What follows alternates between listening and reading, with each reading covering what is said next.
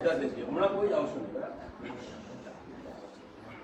राम रामेति रामेति रमे रामे मनोरमे सहस्रनाम तत्तुल्यं राम नाम वरानने।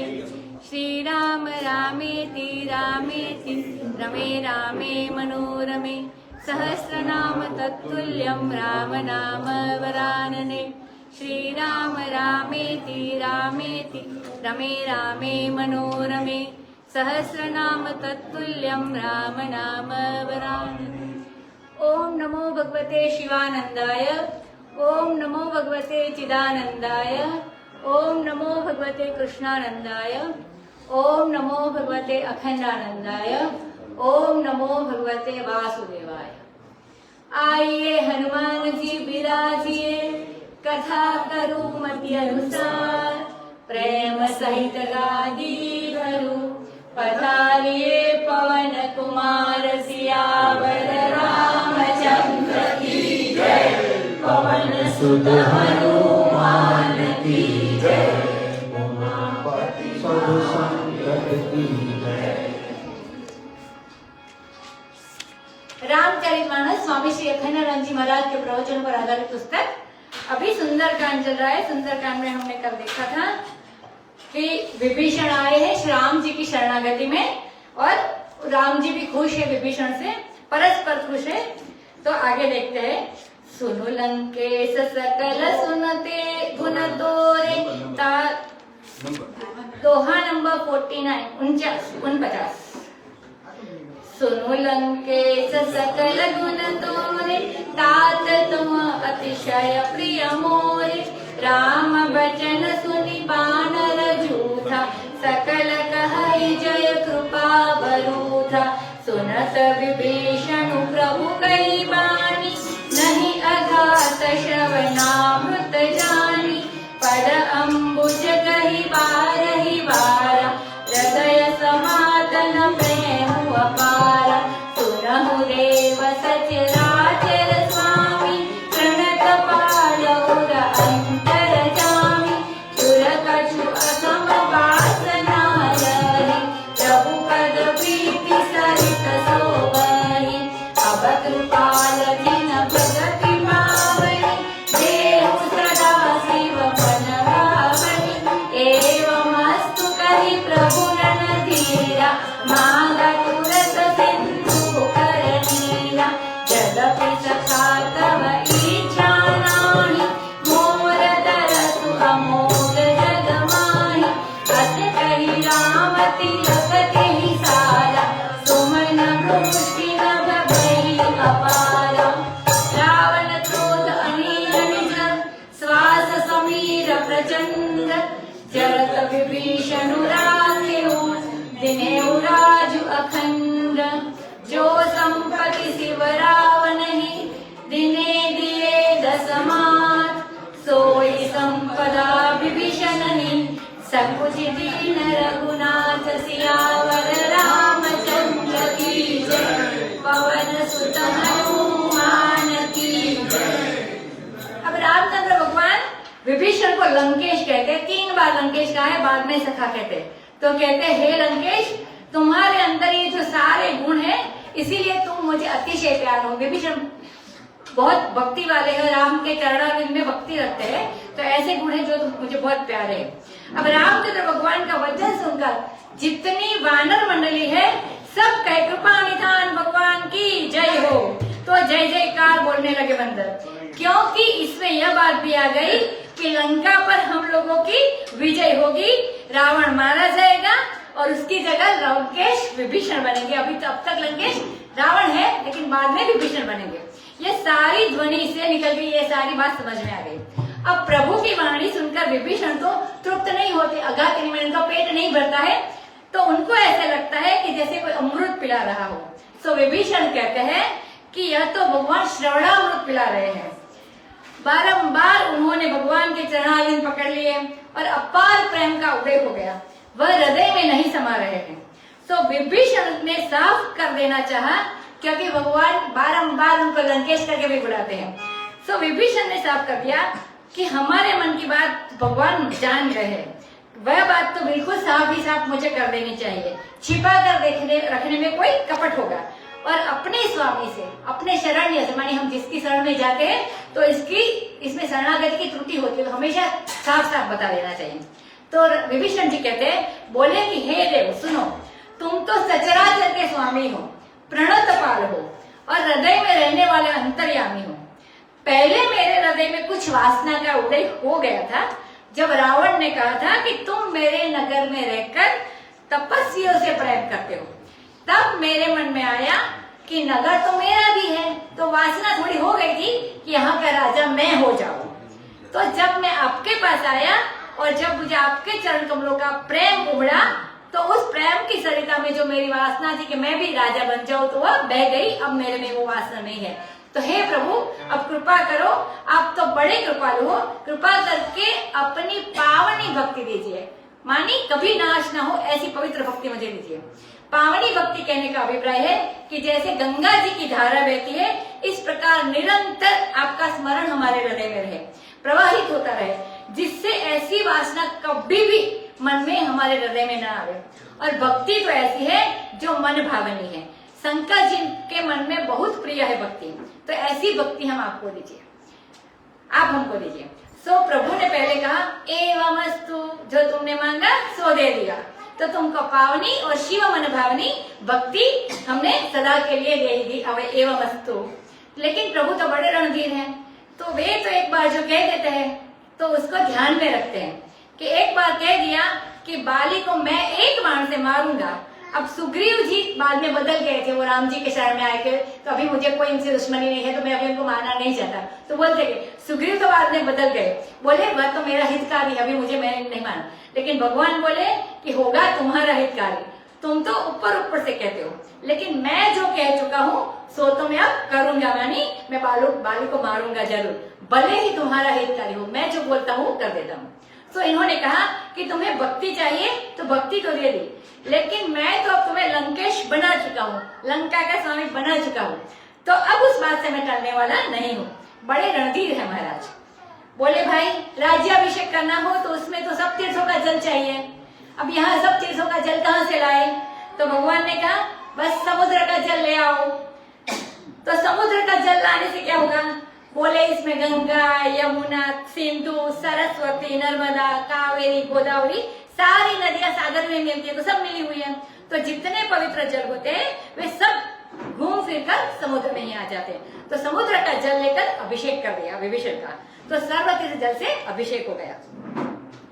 बोले कि मित्र, यद्यपि तुम्हारी वासना नहीं है, लेकिन मेरा दर्शन जगत में अमोघ है। ऐसा कहकर रामचंद्र भगवान ने उनका राज्याभिषेक कर दिया। यद्यपि, सुनने वाली बात, राजा दूसरे राजा का तिलक तब करता है जब वह उसके अधीन होता है। जो मालिक राजा होता है वह अपने छोटे राजा का तिलक कभी नहीं करते हैं। वह तो छोटे छोटे राजा जो होते हैं वो इकट्ठे होकर सम्राट के पद पर किसी को अभिषिक्त करते हैं और तब वो तिलक करते हैं। लेकिन महाराज रामचंद्र को तो इसका भी ख्याल नहीं रहा कि विभीषण हमारे बनाए हुए छोटे राजा है और हम तो बड़े राजा है, तो फिर भी ऐसा कुछ राम जी रखते नहीं है। सम्राट को तिलक नहीं करता है, लेकिन उन्होंने अपने हाथ से विभीषण को तिलक किया। उस समय भगवान के शील स्वभाव को देखकर पुष्पों की वर्षा होने लगी। सो अब ग्रंथकार कहते हैं तुलसीदास जी की, देखो भगवान की कृपा कि रावण को एक क्रोध की आग और लंबी सांस चल रही है विभीषण की। उस प्रचंड वायु से विभीषण जलने जा रहे थे, तो भगवान ने अखंड राज्य देकर उनकी रक्षा कर दी। रावण को 10 सिर चढ़ाने पर जो संपत्ति शंकर जी ने रावण को दे दी थी, वही संपत्ति, लंका की संपत्ति, भगवान ने बड़े संकोच के साथ विभीषण को दे दी कि यह जरा सी चीज है, विभीषण को और क्या दे हम।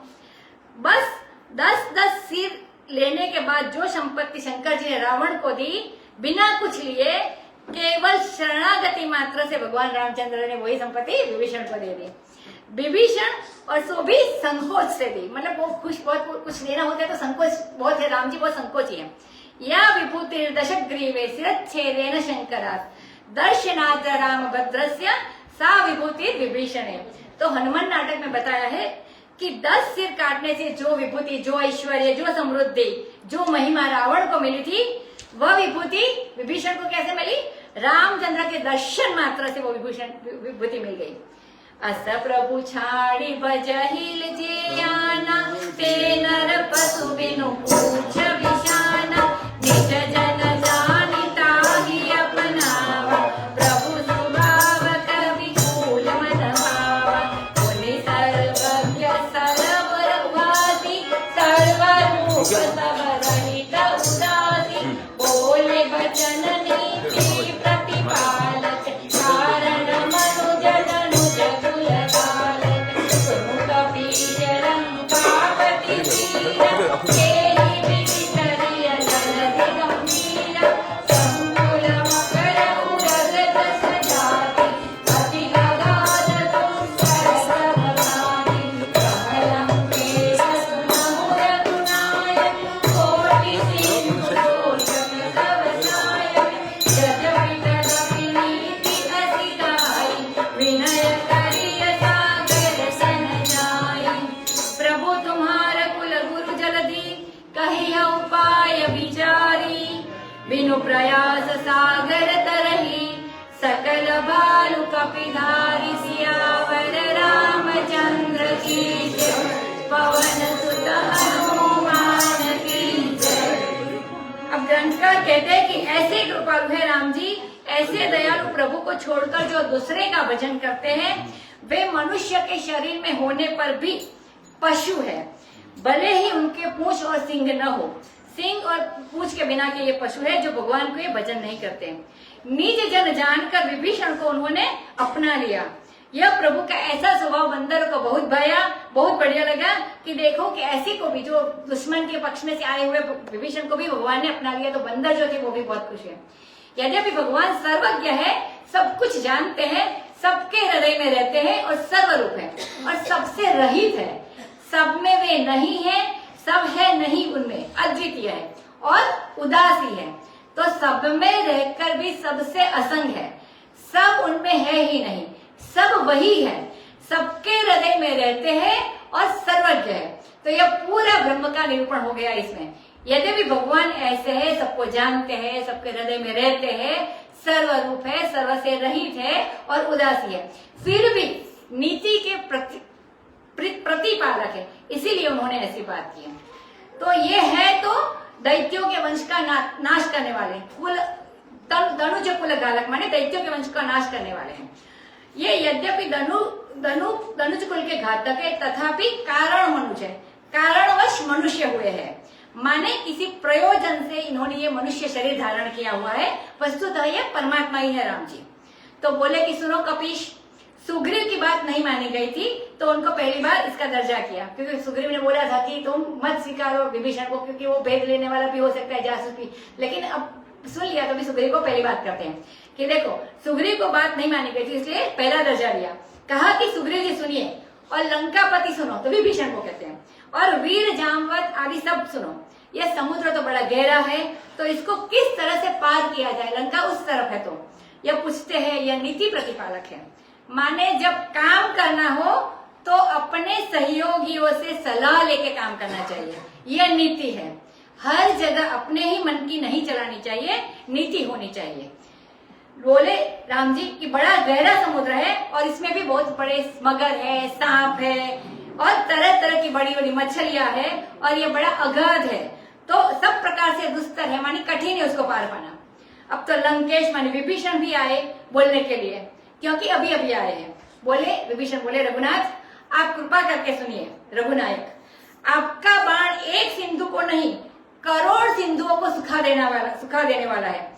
यद्यपि ऐसी बात है कि आप अगर एक बाण मारे तो एक समुद्र नहीं करोड़ों समुद्र सूख जाए।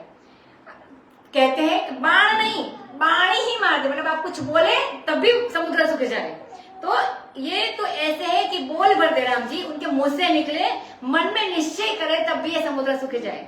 फिर भी नीति यह कहती है कि आप समुद्र से जाकर के विनय करें, क्योंकि तुम्हारे पूर्वजों में सगर राजा हुए थे और उन्होंने ही इस समुद्र की स्थापना की है, तो ये उनका यह पुत्र हो गया। तो सागर होने के कारण इसलिए ये सागर कहते हैं, क्योंकि सगर पुरुष जो थे उन्होंने ये समुद्र का स्थापना किया था, क्योंकि ये सगर वंश में हुआ। सगर के पुत्रों ने खोद खोद कर उनको बनाया है। तो यह तुम्हारा पूर्वज है, जो समुद्र है तुम्हारा कुल गुरु है। तो यह विचार करके बतावेगा जिससे सब भालू और कपी जो तुम्हारी बानर सेना है इस समुद्र से पार चली जाएगी। तो इससे विनय करके प्रार्थना करो। यह सलाह विभीषण ने दी। सखा कही तुमनी की उपाय, करिय देव जो होई सहाय। मंत्र नयन लक्ष्मण मन भावा, राम बचन सुनि अति सुख पावा। नाथ दैव कर कवन भरोसा, रोषिय सिंधु करिय मन रोषा।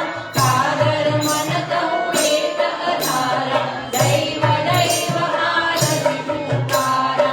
सनत विमति बोले रघुबीरा, ऐसे ही कर बदलहु मन वीरा। कछ कहि प्रभु अनुग्रहि समुझाय, सिंधु समीप गए रघुराय। प्रथम प्रणाम कीन सिरुनाई, बैठे मुनि तट गर्भ साई। जगति विभीषण प्रभु कहियाए, पाथे रावण दूत पठाए। सकल चरित तीन देखे, धरे कपट कपि दे। प्रभु गुण हृदय सराहहि, शरणागत परनेह सियावर रामचंद्र की जय। पवन सुत हनुमान की जय। अब रामचंद्र जी ने कहा, मित्र विभीषण को कहा, मित्र तुमने बहुत बढ़िया उपाय बताया। अब रामचंद्र जी पूर्व पक्ष की बात को भी पहले ऐसा ही कहते हैं कि आपने बहुत बढ़िया कहा। बाद में काटना होता है तो बाद में बोल देते, पहले तो कोई भी बात कहता है तो उनको पहले स्वीकार करते हैं। यदि दैव सहायक होगा तो ऐसा ही करते हैं। लक्ष्मण जी को यह बात नहीं भाई गई कि ऐसे विनय करे, तो असल में काम जो बना यह बहुत बढ़िया बन गया। वे बात तो ठीक है, लक्ष्मण की पहले ही सलाह थी कि बाण मारो और सुखा दो समुद्र को और सारी सेना सामने पहुंच जाए। विभीषण ने कहा कि नहीं, बाण मत मारो, विनय से काम लो। तो विनय से समुद्र ने बात मानी नहीं, यह बात तो ठीक है, बाद में आता है। लेकिन रामचंद्र ने पहले विनय से मिलकर नीति का पालन तो कर दिया, ऐसा तो माना जाता है। मतलब पहले से कठोरता का बर्ताव राम ने नहीं किया। पहले विनय के साथ समुद्र का बड़ा आदर किया, जाकर प्रणाम किया, कुश पर बैठे। भला मानुष तो हमेशा बलमन सही से बात करते हैं और मान भी जाते हैं, लेकिन समुद्र नहीं माना। तो विभीषण जी के मन में भी बहुत दुख हुआ। अब आगे बताते कि क्योंकि लंका के लोग तो महाराज जैसे चिड़िया उड़कर समुद्र के पार करती है वैसे कर जाती है, क्योंकि वो सारा निशी का रूप भी धारण कर सकते हैं।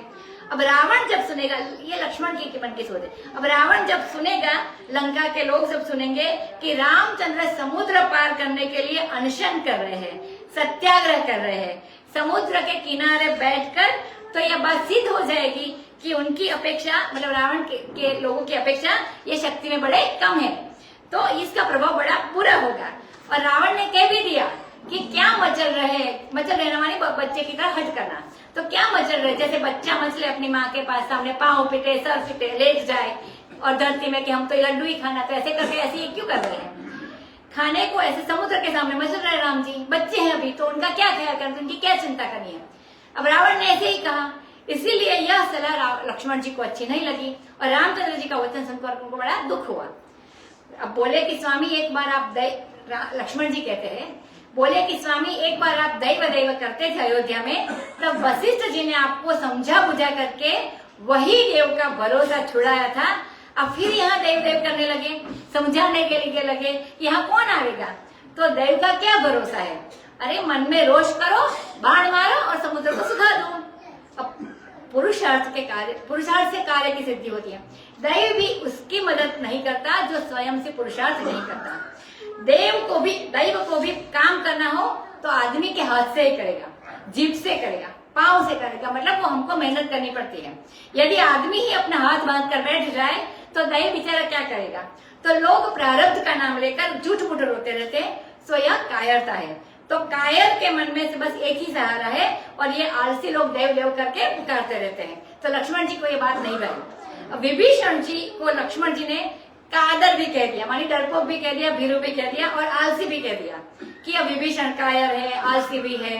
इतने दिनों तक डब्बू बनाकर माने दबाकर रहने वाला, तो डब्बू बनाकर रावण के पास रहा और अभी वही आदत उनको पड़ गई है, तो राम जी से वही करा रहे हो। अब भगवान वहां से बोले, वी हंसे बोले, जब से जानकी जी का हरण हुआ है तब से अब तक कभी भगवान वी हंस के नहीं बोले थे। वी हंसी माने प्रसन्न होकर नहीं हंसे थे, नहीं बोले थे। तो भगवान ठठा के हंस पड़े रामचंद्र जी, बोले लक्ष्मण तुम घबराओ मत, तुम जैसा कहते हो वैसा ही हम करेंगे, लेकिन तुम घबराते काहे हो, जल्दी क्यों मचा रहे हो, क्योंकि उनको तो पता है कि ऐसा ही होने वाला है। अब जाकर उन्होंने पहले सिर झुकाकर समुद्र को प्रणाम किया, समुद्र के किनारे कुशा बिछाकर, माने वो जो घास की होती है सादड़ी, वो बिठाकर बैठ गए पीछा कर। अब 3 दिन के लिए भगवान बैठ गए कृष पर, कृष बिछाकर। अब बाद में राम जी यहाँ पर है, अभी दूसरी कथा देखते हैं कि वर्णन, दूसरी कथा का वर्णन करते हैं। विभीषण जी जिस समय भगवान के पास आए उसी समय रावण ने अपने 2 गुप्तचर उनके पीछे पीछे भेज दिए। कपट से जो 2 गुप्तचर थे वे कपट से वानर का शरीर धारण करके भगवान का सब चरित्र देख रहे हैं, क्योंकि वानर तो बनना पड़ेगा, पूरी सेना वानर नहीं तो पकड़े जाएंगे। अब ये गुप्तचर की क्या दशा हुई ये बताते हैं। वे हृदय में भगवान के गुणों की सराहना करें, वे अब रावण के पक्ष में नहीं रहे, राम के पक्ष में हो गए। इसीलिए सुग्रीव जी ने जब कहा था कि कहीं कोई भेद लेने आया हो, जब विभीषण आए थे पहली बार तब, तो कोई भेद लेने आया हो तो कोई पोल पट्टी तो है नहीं यहाँ पर, तो सब खुला ही है, तो हमारे यहाँ की रीति नीति देखेगा तो वह हमारे पक्ष में हो जाएगा। तो सबको पता ही था और भगवान को भी यह विश्वास था। सब तो हृदय में वे भगवान के गुणों की सराहना करें और देखे कि भगवान अपने शरणागत पर कितना स्नेह करते, ये बात भी उनको मालूम हो गई। प्रगट बखान ही राम सुभाव, अति सब प्रेम का विसरि दुराऊ, रिपु के दूत कपि न तब जाने, सकल बांधि कपीश पहियाने, सह सुग्रीव सुनहु सब बादर, अंग भंग करि पठबहु निशाचर, सुनि सुग्रीव वचन कपि जाए, बांधि कटक जहु पास फिराए, बहु प्रकार मारन कपि लागे, दीन पुकारत कदपि न त्यागे, जो हमार हरनासा काना, तेहि कोस लागी सके आया, सुनि लक्ष्मण सब निकट बुलाया, दया लागी हंसी तुरत छुड़ाया, रावण कर विजहु यह पाती, लक्ष्मण वचन बात कुल जाती, कहे उठागर मूढ़ तन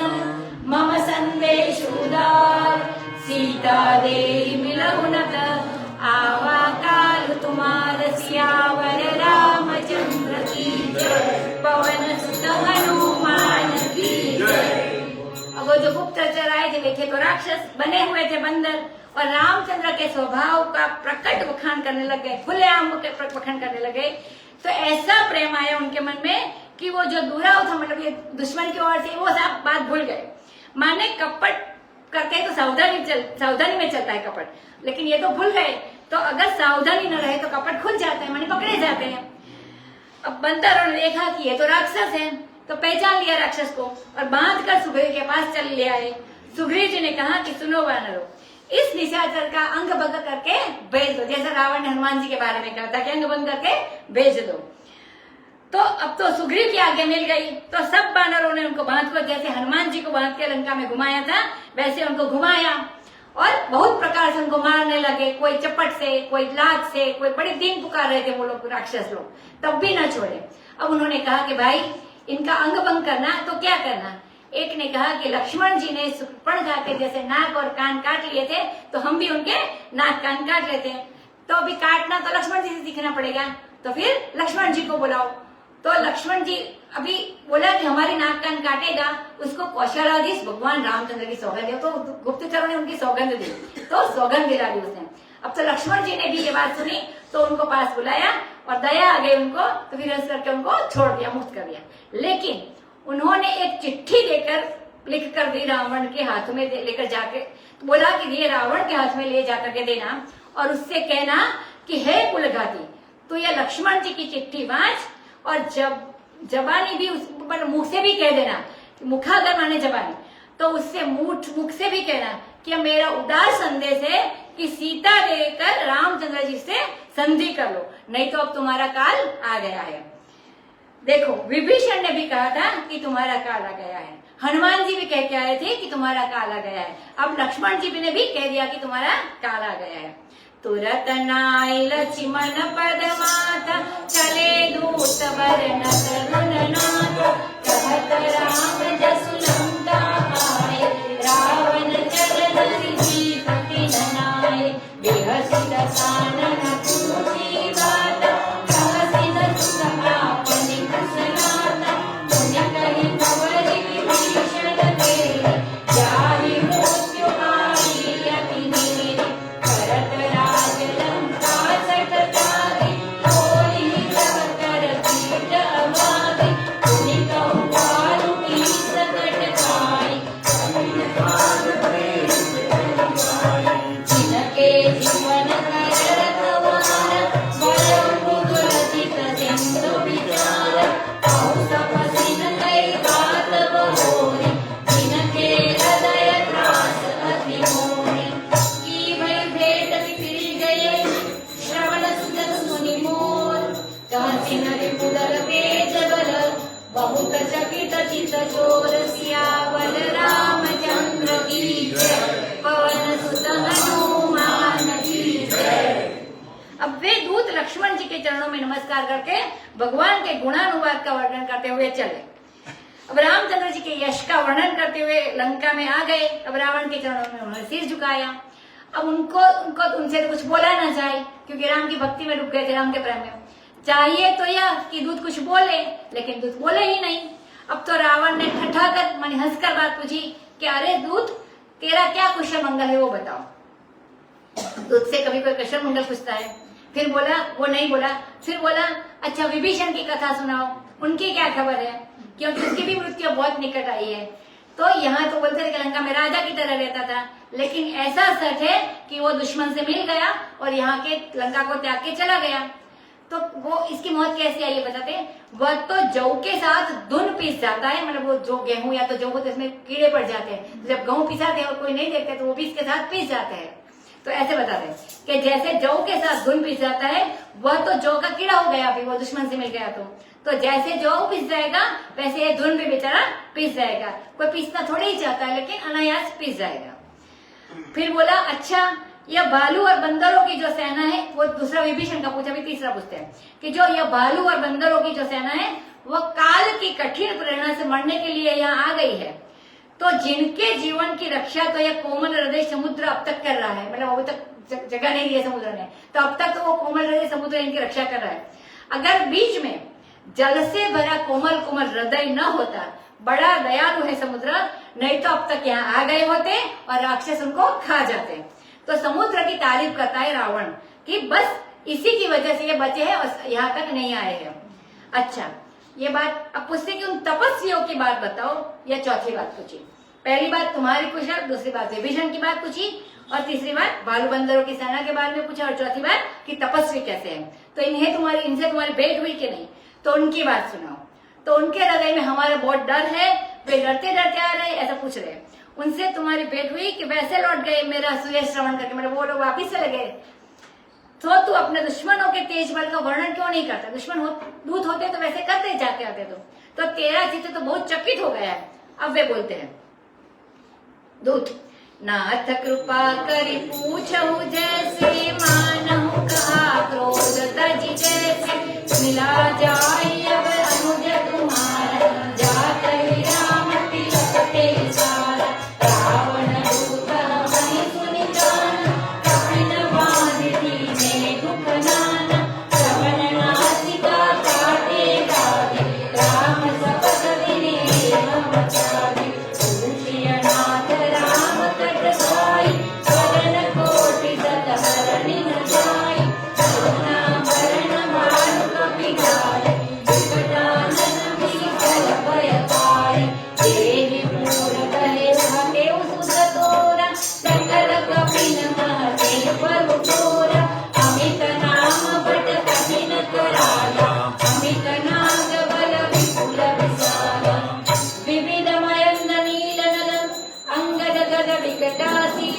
दधिमुख केवल सटकट जामवंत बलराशि सियावर रामचंद्र की जय। पवन सुत हनुमान की जय। अब दूत कहते हैं कि स्वामी जैसे आपने कृपा करके हमसे पूछा है वैसे क्रोध छोड़कर हमारी बात आप मान लो, सुन लो नहीं। अब रावण तो गुस्से में आ गया कि ये खबर लेने गए थे कि हमको सलाह देने के लिए आए हैं, लेकिन फिर उन्होंने खबर कहनी है तो कहना शुरू कर ही दिया। अब बोला कि जब से तुम्हारा भाई विभीषण जाकर मिला है तो जाते ही रामचंद्र जी ने उसको लंका का राजा बना दिया, राज्य तिलक कर दिया है। देखो कितने निडर है, कितने धीर गंभीर है। और जब बंदरों ने सुना कि हम रावण के दूत है तो हमको बांध कर बहुत दुख दिया, वे तो हमारी नाक कान काटने पर लगे थे, परंतु रामचंद्र की सौगंध दिलाने से हम लोग को उन्होंने छोड़ दिया है। और स्वामी तुम पूछते हो कि रामचंद्र की सेना कैसी है, तो यदि 100 करोड़ मुंह से किसी के हुए तब भी वो रामचंद्र की सेना का वर्णन कोई नहीं कर सकता है। अब आगे बताते कि अनेकों रंग के भालू और कपियों की सेना है, बड़े विकट और विशाल उनके मुख है। जो बानर यहाँ पर आया था और जिसने लंका नगरी को जला दिया और अक्षय कुमार को मार दिया, वह तो सब बंदरों में थोड़ा बल वाला है। वह न तो उछलता है, न कूदता है, न कुछ बोलता है, वह तो चुपचाप आंख बंद किए हुए बैठा रहता है। उसके तो कोई पूछ ही नहीं। वहां जाके हनुमान जी तो वैसे भक्त है तो शांति होते। वहां तो और बड़े बड़े वीर है, अमित नाम वाले भट्ट है। वे बड़े कठिन कराल माने बहुत भयंकर और अमित हाथियों के उनके बल है और बड़े विपुल है, बड़े विशाल है। द्विविध, मयंद, नील, नल, अंगद, गद, विकट मुख, दधिमुख, केहरी, निशिठ, सठ, जामुन, ये सब बल की राशि है। तो सारे बड़े बड़े जो नाम ये सेनापति के। एक अपि सब सुग्रीव समान, इन समकोटि न गणै गुणान। राम कृपा अतुलित बल तिन्है, तोन समान कहियो जननी। असमय नाथ वन दस कंद, पदुम 18 जूथ पबंद। नाथ कटक मस्तु कपिनाय, जो न तुम्है जीते रन माय। परम क्रोध विजयी सब हाथ, आय सुप्रेम मेरी रघुनाथ। तोषहि सिंधु सहित रस व्याला, पूरहि नभरि पुटर विशाला। मधुरि गर्भ बिलवहि रस सीसा, ऐसे ही वचन सहहि सब चीसा। गर्जहि सहज असंका, मानहु ग्रसन चहट हरि गंगा। सहज सूर कपि भालु सब, पुनि सिर पर प्रभु राम। रावण काल कोटि कहु, सिद्ध ससहि संग्राम। सियावर रामचंद्र की जय। पवन सुत हनुमान की जय। ये सबके बताते ये जो सारे वीर बताइए सबके सब सुग्रीव के समान वीर है। वाली के भाई तो वाली को तो जानते थे रावण, तो बोलता है कि इतने सारे सूरवीर जो सुग्रीव जितने सूरवीर है वे सारे जो नाम बताए वे सारे सुग्रीव के समान सुग्रीव। इनके समान एक नहीं करोड़ों है, इनको कौन गिन सकता है। राम की कृपा से उनको अतुलित बल की प्राप्ति हो गई। बीच में आया था कि राम जी ने स्पर्श किया और सबको प्रेम भरी नजर सबको देखा था, तो सब में एक प्रकार की शक्ति आ गई थी। तो ये साधारण बंदर है, लेकिन उनको राम की कृपा से अतुलित बल की प्राप्ति हो गई है। और वे तो त्रैलोक्य को भी तृण के समान गिनते, तड़कले के समान। मैंने गिना तो नहीं अपने आप की सेना कितनी बड़ी है, लेकिन कानों कान मैंने सुना है कि 18 पदुमपति सेनापति बंदर है। जो साधारण बंदर है उनकी तो कोई गिनती नहीं कर सकते, लेकिन 18 पदम सेनापति मैंने मुख्य। अब स्वामी जी कहते हैं अखंडानंद जी महाराज के अग्निवेश रामायण में लिखा है कि 18 महापदम सेनापति थे। तो ये सुनी सुनाई बात इन्होंने कह दी, इसलिए बहुत घटा कर गई ऐसा समझना चाहिए। और बोले कि उस सेना में ऐसा कोई बंदर नहीं है जो युद्ध में तुम्हें जीत ना सके। यहाँ डरा दिया रावण को, तो सचमुच ये भी राम के पक्ष में हो गए। और सबके सब अपना हाथ मल रहे जो वानर है कि हम सबके सब अपना हाथ मल रहे, परंतु भगवान उनको आदेश नहीं, मतलब वो लोग तैयार है युद्ध करने के लिए, लेकिन अभी भगवान आदेश नहीं देते उनको। और बाबा वे तो मछली सांप सहित सारे समुद्र को सोख जमले ऑब्जर्व कर ले, और नहीं तो वे चाहे तो ये सुखा भी नहीं तो विशाल विशाल पहाड़ों से वे समुद्रों को पार कर सकते, मतलब कूद के भी वो लोग आ सकते हैं जैसे हनुमान जी आए थे। तो तुम क्या समझते हो कि समुद्र ने उन्होंने रोक रखा है? ऐसा कुछ भी नहीं है।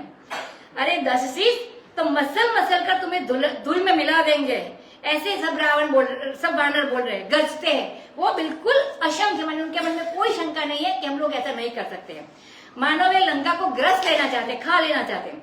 सबके सब कपि भालू स्वाभाविक रूप से सूर है, और ये उसके सिर पर कौन है? रामचंद्र है। तो हे रावण, वे तो एक काल नहीं, यदि करोड़ काल भी आ जाए तो भी नहीं जीते जा सकते। राम तेज बल बुद्धि विपुलाई, तेज सहस सत सकहि न जाय। सकतर एक सोई सत सागर, तब भ्रातहि पूजे नयनांग। साधु वचन सुनि सागर पाहि, मागत पंथ कृपा मन माहि। सुनत वचन विहसादस सीसा, जो असीमति सहाय कृत शीसा। सहज विनु कर वचन मुराई, सागर सनकानि मचराई। मूढ़ मुषाता परसि बढ़ाई, रिपुबल बुद्धि थामे पाई। सजीव सभी विभीषण जाके, विनय विभूति कहा जग ताके। सुनि फल वचन दूसरी सवारी, समय बिताई बरसिया पारी। रामानुज दिन्ही यह बाधी, नाथ बचाई जुड़ावो जाति। बिहसि बाम कर लीनी रात, सचिव बोली सठ जात बचाव। बात न मनहि रिझाई सठ, जनि गारसी पुलकीस। राम विरोध न उबरसी, शरण विष्णु अजरीश। कीट जिमान अनुज इव, प्रभु पद पंकज भृंग। होहि कि राम सरानल, खल कुल सहित पतंग। सियावर रामचंद्र की जय, पवन सुत हनुमान की जय। अब वे दूत कहते हैं कि रामचंद्र का जो तेज है, बल है, बुद्धि है, उनके बड़प्पन को तो 1000-100 माने बहुत सारे शेष भी मिल जाए, यदि ये मिलकर गावे, शेष और सरस्वती शारदा दोनों हमेशा गुण गाते हैं, तो इतने सारे शेष मिल जाए तो भी वे इनके गुण नहीं गा सकते, उनके गुण नहीं पा सकते। एक बाण से तो वे 100 समुद्र सुखा सकते हैं, लेकिन वे राजनीति के बड़े पंडित हैं, इसीलिए उन्होंने तुम्हारे भाई से पूछा कि अब क्या करना चाहिए। वैसे कर सकते थे, वे नीति वाले थे, पूछा। सो उन्हीं की बात मानकर वे समुद्र के किनारे रास्ता मांगने के लिए बैठे हुए हैं, क्योंकि समुद्र के प्रति उनके मन में बड़ी भारी कृपा है कि उसको सुखाना नहीं चाहिए। समुद्र को यदि सुखा दे तो कितनी हिंसा होती। यह सोचो कि कितने प्राणी समुद्र में रहने वाले हैं, तो कितनी हिंसा होती। तो समुद्र में रहने वाले सारे प्राणी मर जाते, और एक राक्षसों के देश के साथ पैदल आवागमन हो जाता तो कितना संकट बढ़ जाता। इसलिए समुद्र को सुखाना ठीक नहीं था। तो प्राणियों के प्रति भी उनके मन में बहुत कृपा है, तो वे समुद्र को इसलिए सुखा नहीं रहे। अब तो ये वचन सुनकर रावण ने हंस लिया कि कुछ नहीं कर पाएंगे लोग। बोला बस यही उनकी बुद्धि का नमूना है, बलिहारी है उनकी बुद्धि की। तभी तो उन्होंने बंदर को मंत्री बनाया है। तो उनकी बुद्धि से ज्यादा तो बंदरों की बुद्धि होगी, तभी तो उनकी मदद ली है उन्होंने कि सगरी से सलाह पूछ रहे हैं, हनुमान से सलाह पूछ रहे हैं, जामवंत से सलाह पूछ रहे हैं, तो उनसे ज्यादा कर्मन तो बंदर ही होंगे। तो जिनको उन्होंने सहायता के लिए बुलाए हैं, तो मतलब वो अभी चिंता नहीं करते हैं। अरे ये हमारा जो भाई है वह तो सहज भीरू है। विभीषण की बात करते हैं कि जन्म से मैं उनको जानता हूँ कि ये सहज डरपोक है। सो उसी बात को दृढ़ करके समुद्र के साथ ये जैसे बच्चा जिद करते हैं, वैसे ही जिद करके बैठे हैं राम जी। तो कहते हैं अरे मूढ़ दूत, तू क्या झूठ मूठ उनकी बड़ाई करता है। मैंने रुपए की बुद्धि, रिपु के माने दुश्मन की, शत्रु की बुद्धि और बल की था पाली। मैंने उनका रहस्य मुझे पता चल गया, तुमने जितनी सी बातें बताई इससे। तो कहते हैं कि विभीषण सरीखा भयभीत जिसका सचिव है, मंत्री है, उसको जगत में विजय और विभूति, ऐश्वर्य, समृद्धि कहाँ से मिल सकती है। मतलब वो इनकी सलाह ले रहे हैं। तो अब तो खल रावण की बात सुनकर दूत को भी गुस्सा आ गया। तो बोला अब देखो समय की बजारी थे तो रावण थे, लेकिन उनकी बात सुनकर भी राम से प्रेम उनको भी गुस्सा आ गया। तो कहते हैं कि जब अनिष्ट होने वाला होता है तो एक कील ऐसी गड़ जाती है, माने खिली लखंड की, तो एक कील ऐसी गड़ जाती है शरीर में कि आदमी उसी के पक जाने से, उसी के घाव से मर जाते हैं। तो मतलब वो इतना हो जाता है। एक बड़ा भारी डॉक्टर था दिल्ली में, स्वामी जी कहते हैं कि डॉक्टर थे वो शल्य वाली सर्जन थे, शल्य चिकित्सक थे। अब उसकी पत्नी को सीते मतलब कुछ सी रहे थे, उसमें कुछ पेट पर सुई लग गई। तो उसने कहा कि हमारे घर में इतने बड़े डॉक्टर हैं तो वे आकर निकाल देंगे। तो उनको फोन किया कि ये सोई निकाल दो अपने हाथ से। अब खींच नहीं लिया, अपने आप नहीं किया, उनको लगा कि डॉक्टर है तो वो करेंगे। अब सांस आती जाती है, तो जैसे सांस जाती तो पेट सुई अंदर चली गई, तो सांस आती जाती जाए, पेट झोंकते चले तो उसकी सुई भीतर चलती जाए। जब तक डॉक्टर आ गए निकालने के लिए तब तक वह सुई पेट में चली गई, और जब तक उन्होंने ऑपरेशन किया तब तक वो और भीतर चली गई। तो उसी ऑपरेशन में उनकी पत्नी मर गई। तो समय ऐसा आता है कि आदमी अपनी सुई, अपना नौकर, अपनी पत्नी और अपना सेवक सब विरोधी हो जाता है। मतलब जब कुछ काल आ जाता है तो समझ जाना कि मालिक का बिगाड़ ही होने वाला है। नहीं तो ये नौकर जाकर, ये जयदूत है, वो रावण के सामने इंद्र जिनके हाथ जोड़ते उसके गुस्सा कर सकते हैं? नहीं कर सकते हैं। उसको आया गुस्सा दूत को, और उसने वह लक्ष्मण जी की चिट्ठी निकाली, पाती माने चिट्ठी, बोला कि लक्ष्मण जी ने ये चिट्ठी दी है, तो हे नाथ आप इसको वंचवा कर अपनी छाती ठंडी करो। खुद पढ़ते नहीं होंगे शायद, तो किसी ने वंचवा कर छाती ठंडी करो, व्यंग्य में बोले। अब रावण के दूसरे दिन होते तो वह उसी समय उसका सिर काट लेता, लेकिन यह देखो कि अब रावण मरने वाला है, इसलिए ये जवाब देते हैं, दूत भी जवाब देते हैं। अब से भृत्यश्च उत्तरदायक, अब सेवक हो गया जवाबदार, मतलब जवाब देने वाला हो गया। तो रावण ने बाएं हाथ में हंसकर चिट्ठी ले ली और मंत्री को बुलाकर वह सट उसे बचवाने लगा, मैंने उसको पढ़ने के लिए बोल दिया। उससे मैं लिखा क्या था वो बताते हैं। तो लिखा था, हे शठ रावण, तुम बातों में अपने मन को रिझा करके अपने वंश का विध्वंस मत करो, उसका नाश मत करो। राम का विरोध करके तुम बच नहीं सकते, उबर नहीं सकते। भले ही तुम ब्रह्मा विष्णु और शंकर की शरण में जाओ, लेकिन कोई तुम्हें बचा नहीं सकता। या तो तुम मान तज करके, मतलब अपना जो मान वो तज करके अपने छोटे भाई विभीषण की तरह प्रभु पद पंकज में भूंग बनो, मतलब भ्रूण बनो, उनके मौर्य बनो, अथवा मतलब उसके प्रेम करो, अथवा भगवान रामचंद्र के बाण रूपी अग्नि में अपने कुल सहित हे खल तू पतंगा बन जा, मतलब जो पतंग होते पतंगे, हाँ तू अपने आप आग में आ जाते, तो ऐसे अपने आप आके मिल जाओ, मतलब गिर के नष्ट हो जा, लेकिन तू मरेगा जरूर। अगर शरण में आ जा या तो तू ऐसे पतंगा बन जा। सुनत सबय मन मुख मुस्काई, कहत दसानन सबहि सुनाई। भूमि पर आकर गहत अकासा, लघुतापस कर बाद विलासा। कह सुखनाथ सत्य सब वाणी, समुझहि प्राणी प्रकृति अभिमानी। सुनहु बचन मम परिहरि क्रोधा, नाथ राम सन तजहु विरोधा। अति कोमल रघुबीर स्वभाव, त्यजहि अखिल लोक कर राम।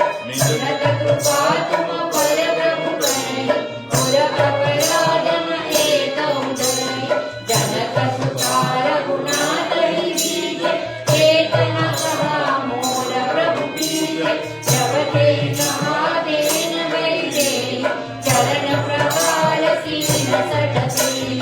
नाई चरण सिर चरा सुताहा, कृपा सिंधु रघुनायक जहाँ।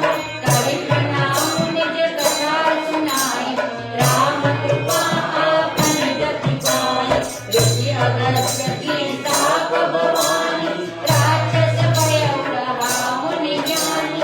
बंदी राम पद बारहि पारा, मुनि निज आश्रम कौ बहुधारा। विनय न मानत जलधि, जड़ गए दिन दिन बीती। बोले राम सकोपत भय बिनु होई न प्रीति। सियावर रामचंद्र की जय, हनुमान की जय। अब लक्ष्मण जी की चिट्ठी सुनकर मन में तो डर गया अब लक्ष्मण जी की चिट्ठी सुनकर मन में तो डर गया रावण, लेकिन मुंह से मुस्काया और सबको सुना करके कहने लगा कि पड़ा तो है धरती में और पकड़ना चाहता है आकाश को। तो नन्हे से तपस्वी का यह वाद विलास है, लक्ष्मण जी के बारे में कहते हैं, यह केवल कविता है जो हमको चिट्ठी में लिख के भेजा है। अब सुक ने कहा हे स्वामी, यह जो चिट्ठी में लिखी बात है वह सारी वाणी सत्य। सुक मंदूत, तो सारी वाणी सत्य है और आप अपनी अभिमानी प्रकृति को छोड़कर उसको समझो। पहले कहने लगा, आप सलाह भी देने लगा। माने लक्ष्मण जी तो परोक्ष में चिट्ठी लिखी थी कि जो चाहे वो लिख दे। अब सामने उसका जो नौकर है वह बोलता है कि लक्ष्मण जी ने जो कहा है वह उपसर्ग से, वो तो दूर से लिख के भेजे थे, तो लेकिन नौकर जो सामने कह देता है, तो सबके सामने ही कह रहा है, उसका दूध है कि अभिमानी प्रकृति को छोड़कर समझो, क्रोध छोड़कर के मेरी बात तुम सुनो, और हे स्वामी राम के साथ विरोध की भावना को तुम छोड़ दो। रघुवीर का स्वभाव अति कोमल है, यद्यपि वे अखिल लोक के सम्राट है, परंतु जब तुम जाकर उनसे मिलोगे तो तुम्हारे ऊपर भी कृपा करेंगे, और तुम्हारे जितने अपराध है इनमें से एक का भी वे अपने दिल में ख्याल नहीं करेंगे। सर रघुनाथ जी को यह जनक नंदिनी सीता दे दीजिए, हे प्रभु बस आप मेरा इतना कहा मानिए। जब उसने जनक नंदिनी जानकी जी की बात देने की बात कही, तब छठ रावण ने उसके ऊपर चरण प्रहार किया। मतलब जो लोगों को चरण प्रहार करता है वो सत्यानाश में मेरा होता है, उसका ऐड होता है। तो यह शुक जो दूत थे वो असल में ऋषि था, मुनि था। तो स्वामी जी कहते हैं कि हमारे गांव की तरफ बोलते हैं कि जब आदमी अपने पांव से ब्राह्मण को और गाय को मारने लग जाए, कभी गाय बैठी हो और उठाने के लिए पांव मार दिया, तो समझ जाना कि अब उसके धन और कुल का नाश होने वाला है। गाय और ब्राह्मण ये दोनों पांव से छूने के लायक नहीं है, ये हमेशा प्रणाम करने के लायक है। तो तुरंत चरण प्रहार करके उसने ऊपर कर दिया वो दूध को, उसने भी प्रणाम किया उसको, और वहां से भी चल पड़ा। कहा कि जहां कृपा सिंधु रघुनायक निवास करते वहां वो भी चले गए। अब और आकर रामचंद्र जी के पास प्रणाम कर करके उसने अपनी सारी कथा सुनाई, और रामचंद्र की कृपा से उसने अपना जो मुनि का स्वरूप था पहले, वही राम स्वरूप में मिल गया। अब शंकर जी कहते हैं, हे उमा ये बड़ा समझदार महात्मा था, और परंतु अगस्त्य ऋषि के साथ से वह राक्षस हो गया था। अब उसने बारंबार रामचंद्र जी के चरण की वंदना की, और वह मुनि आश्रम पर अपने आश्रम पर चला गया, क्योंकि फिर उसको लंका में जाने की जरूरत तो थी नहीं। सो अभी समुद्र की ओर आते हैं, जहाँ पे रामचंद्र जी बैठे हैं। तो यह समुद्र तो जड़ भी है, तो जल कहो या जड़ कहो, जो जड़ है जो जल है, जो जल है सो जड़ है। क्योंकि ल और ड में आलंकारिक लोग फर्क नहीं मानते हैं, सो यह विनय नहीं मानता है समुद्र, क्योंकि यह जड़ का लक्षण है। अब यह आदमी जो मूर्ख है उसका लक्षण क्या है, उससे जब नम्रता से कोई बात कहो तो वह उसको नहीं मानता है। तो 3 दिन बीत गए। अब रामचंद्र जी ने क्रोध किया और बोले कि ये मूर्ख लोग डर के बिना प्रेम नहीं करते हैं। तो लक्ष्मण बाण सरासन आनु, तोष उबार दिव्य सिखत कानु, सतसन विनय कुटिल सन प्रीति, सहज उपन सन सुंदर नीति, ममतार सन ज्ञान कहानी, अति लोभी सन विरति बखानी, क्रोधे समकामी हरि कथा, उत्तर बीज वै फल जाता, अस कहि रघुपति चाप चढ़ावा, यह मत लक्ष्मण के मन भावा, संदाने प्रभु विजित राजा, उठि क्रोध विमुर अंतर ध्यान, मकर उरग जस गण अकुलाने, जल भजंतु जल निधि जब जाने, कनक थाल बलि मणि गणनाना, विप्र रूप आयो तजमाना, काटे पै गगरी परे, कोटि जतन कोशिश, विनय मान कबीर सुनो, डाटे पै नवनीत सियावर रामचंद्र की जय, पवन सुत हनुमान की जय। अब भगवान रामचंद्र जी 3 दिन तक राधे की विनय किया, लेकिन अब रामचंद्र जी को आया क्रोध। तो बोले लक्ष्मण जी तुम धनुष बाण ले आओ, मैं तो अनशन करके 3 दिन बैठा रहा, अब हमारा अग्नि बाण लेकर आओ और मैं सुखा देता हूँ समुद्र को। क्योंकि सठ से विनय नहीं करना चाहिए और कुटिल से प्रेम नहीं करना चाहिए, और जो सहज कृपण है उससे कभी सुंदर नीति नहीं बरतनी चाहिए। जो ममता में लगा हुआ है उसको कभी ज्ञान की बात नहीं सुनानी चाहिए। जो बहुत लोभी है उसको वैराग्य की बात नहीं सुनानी चाहिए। मतलब क्रोधी को मन की शांति का उपदेश नहीं देना चाहिए। कामी को कभी भगवत कथा अच्छी नहीं लगती है। ये विनय की बात करते करते आगे स्वामी जी ने सारा बताया कैसे। तो जैसे उसर में मानी जो बंजर भूमि होती है अनुपजाऊ, जैसे अनुपजाऊ भूमि में बीज बोने से यह उगता नहीं है, व्यर्थ जाता है, वैसे ही इन लोगों के सामने ऐसी बात कही जाए तो वो व्यर्थ है। तो लोभी के सामने वैराग्य की बात करो तो क्या असर पड़े। और क्रोधी के सामने शांति की महिमा सुनाओ, तो वह क्रोधी के सामने शांति की महिमा सुना रहे, मतलब आंख को अर्ध खुली रखो और पीढ़ की रीढ़ को सीधी करके बैठ जाओ, तो क्या असर उसके ऊपर पड़ेगा? मतलब वो अपना क्रोध करता रहेगा, हम कितनी भी शांति करेंगे। और कोई कामना से किसी स्त्री पुरुष और किसी पुरुष स्त्री के चिंतन में लगा है और उसको भगवत कथा सुनाने लगो, तो क्या उसके ध्यान में आवेगा? वो व्यर्थ जाती है। ऐसा कहकर रघुपति ने कहा कि समुद्र बड़ा सठ है, तो इनके सामने अभी विनय नहीं करना चाहिए, तो धनुष पर ताज चढ़ा ली। अब तो लक्ष्मण जी बड़े खुश हुए, क्योंकि अब ठीक किया, ऐसा लगा कि पहले से वो चाहते थे ऐसा। अब भगवान ने अपने कराल भयंकर अग्निबाण का संधान किया धनुष चढ़ाकर। अब तो खाली धनुष चढ़ाया है, इतने में समुद्र के भीतर ज्वाला उठने लग गई। जितने मगर थे, सांप थे, मछली थी, ये सारे व्याकुल हो गए।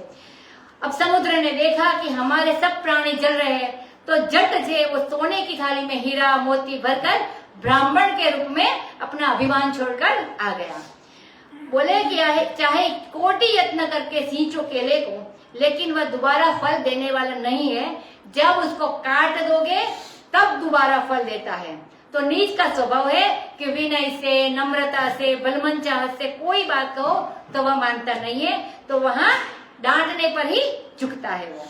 सभय सिंधु कहीं पद प्रभु के समहो नाथ सब अवगुण मेरा, जगन समीर अनंत जग धरनी, जिन कई नाथ सहज जड़ चरनी, सब प्रेरित माया उपजाय, सृष्टि हेतु सब बंधन जाय, भगवाय सुधरि तव जस सो तेहि भाग्य रहे सुखदाय, रघुबल कीन मोहि सिकदीन, मर जाता पुनि तुम्हारी कीन, डोल गवार सूत्र प्रसुनाय, सकल ताड़ना के अधिकार, प्रभु प्रताप में जाग सुहाय, उतरहि पटकुन मोहि बढ़ाय, प्रभु आज्ञा अपेर श्रुति जाय, करो सो केवि जो तुम्हें सुहाय, सुनत विनीत वचन अति कह कृपाल मुस्काई,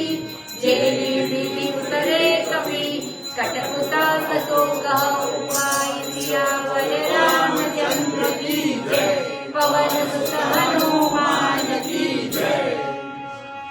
अब तो जड़ समुद्र ने रामचंद्र भगवान के चरण पकड़ लिए और बोला कि हे स्वामी, मेरे सारे अवगुण मेरे माफ करो, क्योंकि आपने ही सृष्टि ऐसी बनाई है कि इसमें आकाश, वायु, अग्नि, जल, पृथ्वी की करनी सहज जड़ है। ये चेतन तो है, परंतु इनकी क्रिया जड़ता के रूप में होती है। यह सब तुम्हारे द्वारा प्रेरित माया से ही उत्पन्न किए गए हुए। ये बात सब सदग्रंथों में लिखी है, समुद्र सबको पता है, तुम्हारे द्वारा है। तो परंतु आपकी आज्ञा तो सर्वोपरि है। आपकी जैसी आज्ञा जिसके लिए होती है, वह उसी भांति रहकर सुख को प्राप्त करता है। प्रभु, आपने बहुत भला किया कि मुझे शिक्षा दी, फिर मर्यादा भी तुम्हारी बनाई हुई है। तो बोले कि डोल वैसे रखी रहे तो डोली हो जाती है, मतलब ढीली हो जाती है, लेकिन उसकी पिटाई अगर ठीक होती रहे तो ठीक बचती है। इनको ये लोग बीच बीच में कुछ करते रहते हैं। समुद्र ढोल के साथ अपने को गंवार बोलते हैं। मैं गंवार हूँ, मैं मूर्ख हूँ, तो हमको भी ढोंक पीट कर ढोलक की तरह तुम ठीक कर दो। तो शूद्र, पशु और नारी ये सारे ताड़ना के अधिकारी है। ताड़ना के अधिकारी मानी डांट फटकार करके इनसे काम लेना चाहिए। तो अभी स्वामी जी कहते हैं कि श्री रामचरितमानस में 2 स्त्रियों को दंड दिया है। एक तो शूर्पणखा की नाक कान काटी गई और दूसरे मंथरा के शत्रुघ्न जी ने लाश से मारे। तो इन दोनों के समान जो स्त्री है वे ताड़न की अधिकारी है। सब लोग गलत समझते हैं कि सारी स्त्रियां तो उनको अच्छा नहीं लगता है, लेकिन ऐसी बात नहीं है। और जो सीता, कौशल्या, अनसुया, तारा, मंदोदरी की जो समान स्त्रियां है वे ताड़न के अधिकारी नहीं है। सारे श्री रामचरितमानस में शूर्पणखा और मंथरा को ही दंडित किया गया है और ताड़का को ही मार डाल, बस इतना ही है। तो समुद्र बोला कि आपके प्रताप से ही मैं सुख जाऊंगा महाराज, बाण चढ़ाने की क्या जरूरत है, सारी सेना पार उतर जाएगी, इसमें मेरी कोई बड़ाई नहीं है, क्योंकि आपकी आज्ञा के अनुसार ही संसार के सारे पदार्थ अपना अपना काम करते हैं। वह अपेल है, माने इसको कोई काट नहीं सकता, ऐसा वेदों ने वर्णन किया है। तो जो तुम्हें अच्छा लगता है सो आप मुझे आज्ञा दे दो, तो हम ऐसा करने के लिए तैयार हैं। अब कृपालु रामचंद्र जी ने जो विनीत वचन सुना समुद्र का, तो वो मुस्कुरा गए। बोले बाबा, हमको न तुम्हें सुखाना है, न तुम्हारे ऊपर बाण चलाना है, हमें तो मात्र अपनी सेना पार करानी है, पार उतारनी है। तो जिस युक्ति से सेना पार उतारनी है, तो तुम वह उपाय हमको बता दो। और तो तुम तो हमारे पूर्वज हो, तो तुम ही कुछ उपाय बता दो। नाथ नील नल कपिल बहु भाई, ललिताई ऋषि आशीष पाए, जिनके बरसती एक निधारे, करे वही जलधि प्रताप तुम्हारे। मैं पुनि गुर करि प्रभु प्रभुताई, करे हो बल हनुमान सुहाए। एहि विघ्नाक प्रयोगि तुम्हारे, देहि रक्षक सरो गति उपाई। एहि राम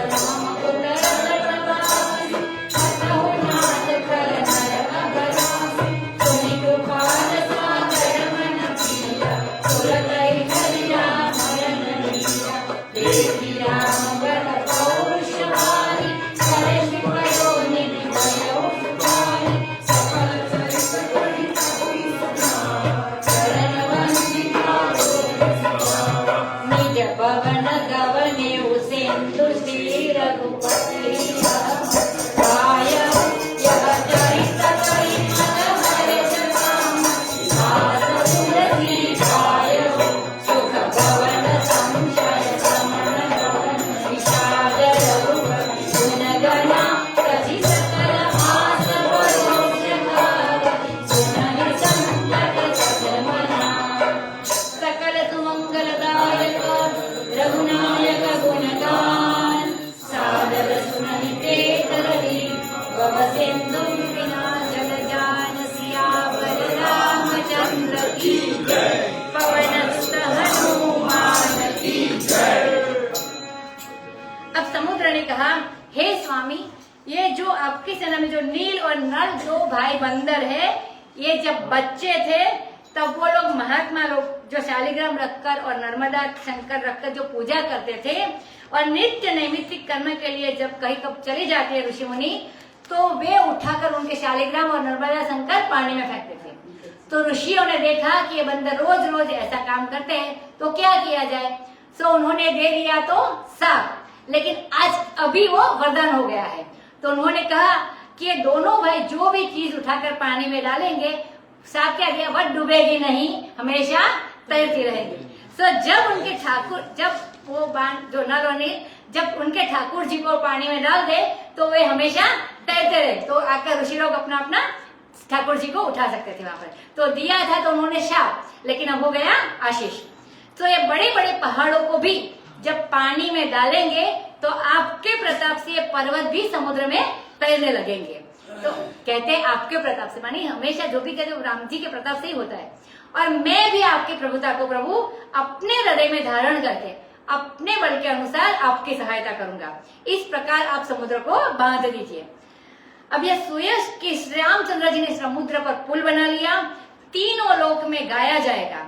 और यह बाण जो आपका अमूल्य अग्नि बाण तो चढ़ाया तो है, लगाया नहीं है, लेकिन तो व्यर्थ तो जाएगा ना। अभी हमेशा कोई बाण चढ़ाए तो व्यर्थ नहीं जाते, तो व्यर्थ तो जाएगा नहीं। तो समुद्र कहते हैं कि मेरे उत्तर तट पर द्रुह कल्या में जो दुष्ट लोग रहते हैं उन पर आप डाल दीजिए। तो अब तो कृपाल ने देखा कि समुद्र के मन में बड़ी पीड़ा है, तो रणधीर राम ने उसे तुरंत ही हर ली, और ये वही बाण जहाँ रामचंद्र जी ने संकल्प करके छोड़ा, तो वहीं जाकर गिरा, और जो वे सारे दुष्ट थे वो सारे मर गए, और समुद्र का दुख मिट गया। अब रामचंद्र का यह भारी बल पौरुष देखकर समुद्र को बड़ा आनंद हुआ और बहुत सुख हुआ। फिर उसने सारा चरित्र रामचंद्र भगवान को सुनाया और उनके चरणों की वंदना की, और फिर वो चला गया। समुद्र तो गया अपने घर में, और श्री रघुपति को यह सलाह बहुत अच्छी लगी। तो यह कलिमल हर चरित्र है, इसको अपनी बुद्धि के अनुसार तुलसीदास जी ने गान किया है। यह सुख का भवन है, और संशय को शांत करने वाला है, और यह विषाद का दमन है। क्या है? ये रघुपति का गुणगण है। तो इसलिए सबकी आशा और भरोसा छोड़कर, हे शठ मन, अपने मन को कहते तू सुन और हमेशा इसी का गान कर। इस रामचरित्र के गान से ही तेरा कल्याण होगा। यह रघुनायक का गुणगान सकल सुमंगल का दायक है। जो आदर के साथ इसका श्रवण करते हैं वे बिना जहाज के ही माने योग ज्ञान के बिना ही भव सागर के पार हो जाता है। यह जो संसार सागर है, इसमें यह संसार समुद्र है। बंदो चारों वेद भव बारी जी वेहिति बसरी सब। यह संसार तो समुद्र है, इसमें वेद जो है वो जहाज के समान है। तो वेद का सहारा लेकर मनुष्य भवसागर से पार जाते हैं। तो यह कहते हैं कि यदि सादर सुने, आदर के सहित सुने, क्योंकि वेद अब रामचरित के रूप में प्रकट हो गया है। इसलिए जो लोग सादर इस राम यश का श्रवण करते हैं, वे वेद पढ़े बिना, वेद का आश्रय लिए बिना ही रामचरित्र का आश्रय ले और उसके वो लेकर के भवसागर से पार हो जाएंगे। इति श्री रामचरित मानसे सकल कलिकलु कलुष विध्वंसिने पंचम सोपान समाप्तः। आंजनेय वीर हनुमंत शूर, आंजनेय वीर हनुमंत शूर, वायुपुमान वानर वीर, वायुपुमान वानर वीर, श्री राम दूत जय हनुमंत, श्री राम दूत जय हनुमंत, श्री राम दूत जय हनुमंत, जय जय सीताराम की जय बोलो हनुमान की, जय जय सीताराम की जय बोलो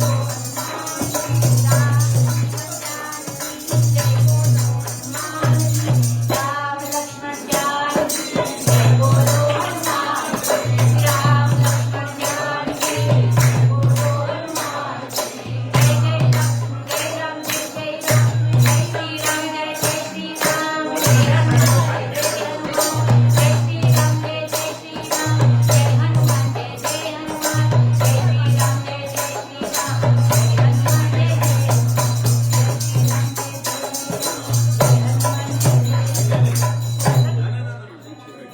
आनुवंशिक विषय एवढी नहीं देर थोड़ा लगा करना चाहिए नहीं छल्ले छल्ले ये बैठा जो ना छल्ले छल्ले थोड़ा नहीं हमारा ये देर से बैठा जब अपना ले जाए तो समझ लो